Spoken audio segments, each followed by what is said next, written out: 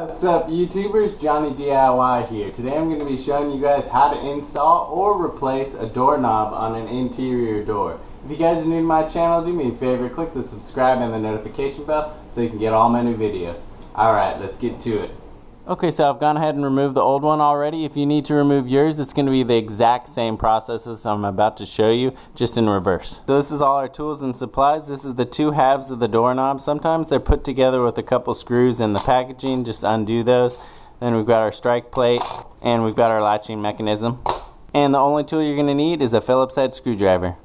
Let's go ahead and grab the latching assembly, and we're going to put that in first. Now this latch assembly has two adjustments for two different inset locations. It's got a 2 3/8, which is going to be set from the factory, and a 2 3/4. If you drop this little pin, you push it down, that little pin, it's on a spring, and you slide it, it extends this back piece.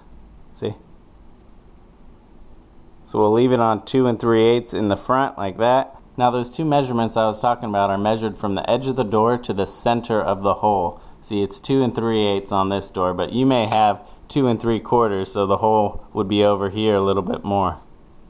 Now the angled face of this is going to be facing where it's latching when we slide it in right here. Like that. So this mounts with two screws, so we'll go ahead and we'll tighten both of those down with Phillips till it's nice and snug. You don't have to super wrench down on these. It's just going into wood. There we go. Then we'll mount the other half of that, which is the strike plate, and the tongue of the strike plate is going to be facing in towards the doorknob. Just like that. Then we'll put those two screws in.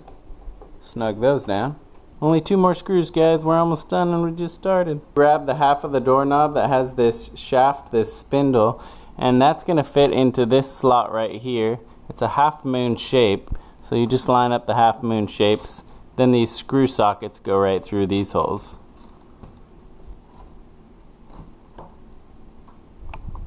Then take the other half that has the same half moon shape, you gotta line up.